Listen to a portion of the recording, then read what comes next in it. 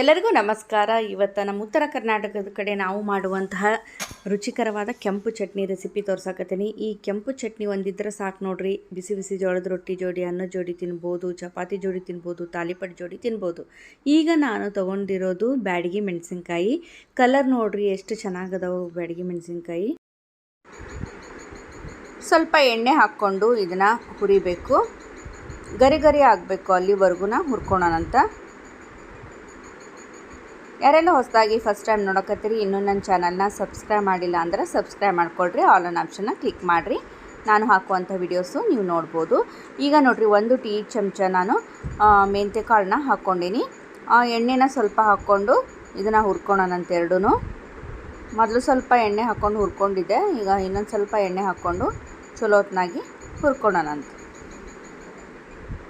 Low ಫ್ಲೇಮ್ನಾಗ ಇಟ್ಕೊಳ್ರಿ, ಇಲ್ಲಾಂದರೆ medium ಫ್ಲೇಮ್ನಾಗ ಇಟ್ಕೊಂಡು ಹುರಿರಿ. High ಫ್ಲೇಮ್ನಾಗ ಇಟ್ಕೊಬೇಡ್ರಿ.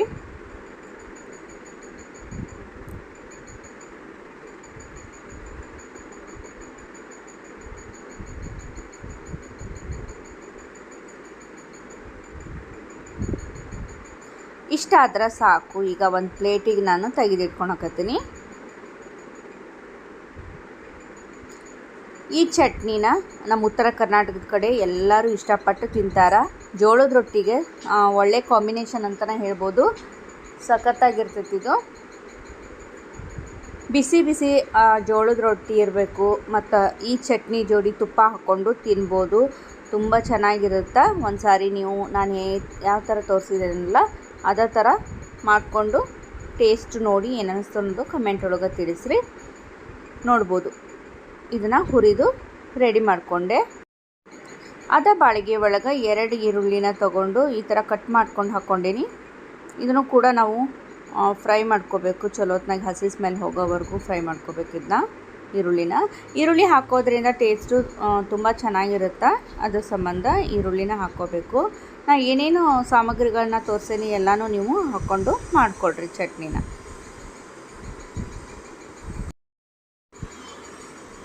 Colour change ಆಗಬೇಕು, ಅಲ್ಲಿವರೆಗೂ ನಾವು ಇದನ್ನು ಹುರ್ಕೋಬೇಕು. ಸ್ವಲ್ಪ ಎಣ್ಣೆ ಹಾಕ್ಕೊಳ್ಳೋಣಂತ.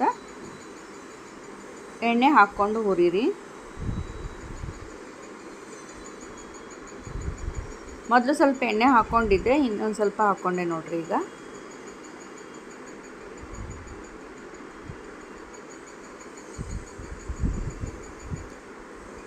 ಈಗ ಈರುಳ್ಳಿ ಹುರ್ಕೊಂಡಾದ್ಮೇಲೆ ಕಲರ್ ಚೇಂಜ್ ಆಗ್ಯಾವ ನೋಡ್ರಿ ಈರುಳ್ಳಿ. ಈಗ ನಾನು ಬೆಳ್ಳುಳ್ಳಿನ ತೊಗೊಂಡಿನಿ.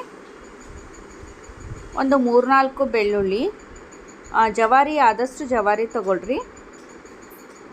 ಈಗ ನೋಡ್ರಿ, ಮೊದಲು ಹುರಿದಿಟ್ಟಿದ್ವಲ್ಲ ಮೆಂತ್ಯ ಮತ್ತು ಮೆಣಸಿನ್ಕಾಯಿ ಒಳಗನ ಇದನ್ನ ಈರುಳ್ಳಿ ಮತ್ತು ಬೆಳ್ಳುಳ್ಳಿನ ಎಣ್ಣೆ ಒಳಗೆ ಫ್ರೈ ಮಾಡ್ಕೊಂಡಾದ್ಮೇಲೆ ಈಗ ನಾನು ಅದ ಪ್ಲೇಟಿಗೆ ಹಾಕಿ ಇಟ್ಕೊಳಕತ್ತೆ. ನೋಡ್ಬೋದು,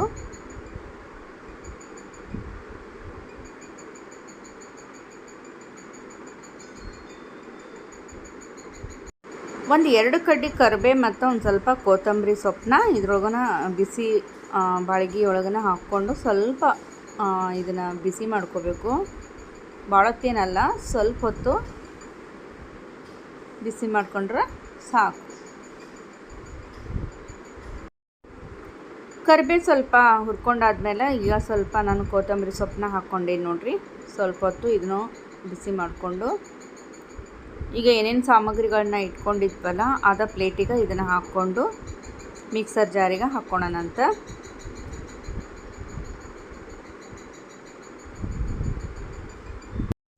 ಈಗ ಮಿಕ್ಸರ್ ಜಾರ್ನ ತೊಗೊಂಡೇನಿ ನೋಡ್ರಿ. ಈ ಮಿಕ್ಸರ್ ಜಾರಿಗೆ ನಾನು ಏನು ಹುರಿದಿಟ್ಕೊಂಡೇನಿಲ್ಲ ಎಲ್ಲ ಸಾಮಗ್ರಿಗಳನ್ನ ಹಾಕ್ಕೊಳಕತ್ತೀನಿ. ಈಗ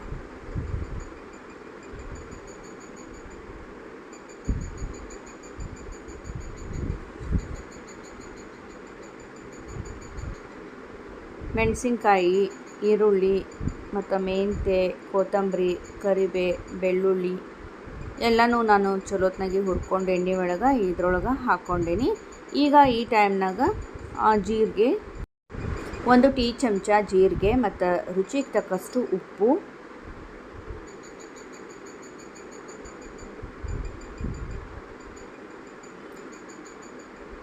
ಹಾಕ್ಕೊಂಡು ಮೊದಲು ಮಿಕ್ಸರ್ ಮಾಡ್ಕೊಂಡು ಬಂದೆ ನೋಡ್ರಿ. ಈ ಥರ ತರಿಯಾಗಿ ಮೊದಲು ಮಿಕ್ಸರ್ ಮಾಡ್ಕೊಂಡಾದಮೇಲೆ ನೆಕ್ಸ್ಟು ಇನ್ನೂ ಉಳಿದಿದ್ದ ಸಾಮಗ್ರಿಗಳನ್ನ ಇದ್ರೊಳಗನ ಹಾಕ್ಕೋಬೇಕು. ಇದು ಹುಣಸೆ ರಸ,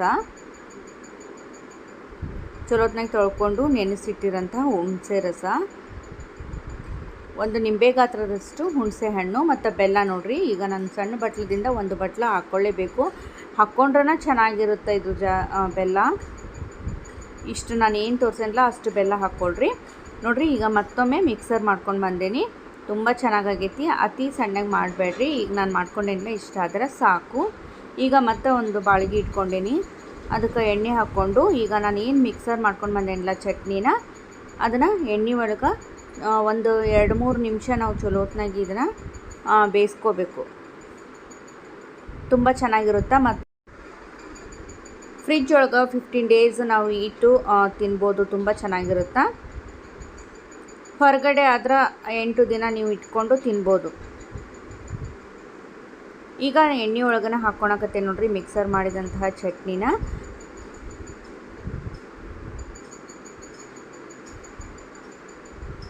ತಾಲಿಪಟ್ಟು ಮಾಡಿದಾಗ ತಾಲಿಪಟ್ಟಿನ ಜೋಡಿ ಇದು ಒಳ್ಳೆ ಕಾಂಬಿನೇಷನ್ ಅಂತಲೇ ಹೇಳ್ಬೋದು.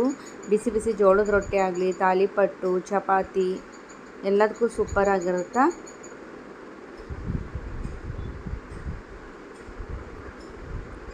ಯಾರೆಲ್ಲ ಹೊಸದಾಗಿ ನೋಡಕತ್ತಿರಲ್ಲ ನನ್ನ ಚಾನಲ್ನ ಸಬ್ಸ್ಕ್ರೈಬ್ ಮಾಡ್ಕೊಳ್ರಿ, ಆಲ್ ಆನ್ ಆಪ್ಷನ್ನ ಕ್ಲಿಕ್ ಮಾಡಿರಿ. ಬೇರೆ ಬೇರೆ ವಿಡಿಯೋಸ್ ಕೂಡ ನಾನು ಮಾಡೇನಿ ರೆಸಿಪೀಸ್ನ, ಅದನ್ನು ನೋಡಿಲ್ಲ ಅಂತಂದ್ರೆ ನೋಡ್ಕೊಂಡು ಬರ್ರಿ. ಮತ್ತು ಬೇರೆ ಎಂಥ ರೆಸಿಪಿ ಬೇಕು ಅನ್ನೋದು ಕಮೆಂಟ್ ಒಳಗೆ ತಿಳಿಸಿದ್ರೆ ಅಂಥ ರೆಸಿಪಿ ಮಾಡೋಕ್ಕೆ ಟ್ರೈ ಮಾಡ್ತೀನಿ ಅಂತ. ನೋಡಿರಿ, ಈ ಥರ ಎಣ್ಣೆನ ಮಿಕ್ಸ್ ಮಾಡಿಕೊಂಡು ಒಂದು ಸ್ವಲ್ಪ ಹೊತ್ತು ಇದನ್ನ ಬೇಯಿಸ್ಕೊಳ್ಳೋಣಂತ. ಅಂದ್ರೆ ಚೆನ್ನಾಗಿ ಬರುತ್ತೆ. ಜಾಸ್ತಿ ದಿನ ನಾವು ಇದನ್ನ ಇಟ್ಕೊಂಡು ತಿನ್ಬೋದು.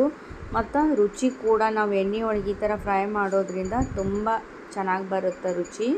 ಹೀಗಾಗಿ ಇಷ್ಟ ಆದರೆ ಸಾಕು, ಗ್ಯಾಸ್ ಆಫ್ ಮಾಡ್ಕೊತೀನಿ. ಸರ್ವಿಂಗ್ ಬೌಲಿಗೆ ಹಾಕ್ಕೊಳ್ಳೋಣಂತ. ಈ ಚಟ್ನಿನ ಆರಿದ ಮೇಲೆ ಒಂದು ಬಾಕ್ಸ್ ಒಳಗೆ ಹಾಕಿ ನೀವು ಯೂಸ್ ಮಾಡ್ಬೋದು. ನೋಡಿದ್ರೆ ತಿನ್ಬೇಕು ಅನಿಸುತ್ತೆ, ಅಷ್ಟು ಚೆನ್ನಾಗಾಗುತ್ತೆ. ಒಂದು ಸಾರಿ ಮಾಡ್ಕೊಳ್ರಿ, ಅನ್ನಿಸ್ತು ಅನ್ನೋದು ಕಮೆಂಟ್ ಒಳಗೆ ತಿಳಿಸೋದನ್ನು ಮರಿಬೇಡ್ರಿ. ಸಬ್ಸ್ಕ್ರೈಬ್ ಮಾಡೋದನ್ನು ಕೂಡ ಮರಿಬೇಡ್ರಿ. ಮತ್ತೆ ಮುಂದಿನ ರೆಸಿಪಿಯೊಂದಿಗೆ ಸಿಗೋಣ್ರಿ. ಅಲ್ಲಿ ತನಕ ನಿಮ್ಮೆಲ್ಲರಿಗೂ ನಮಸ್ಕಾರ ರೀ.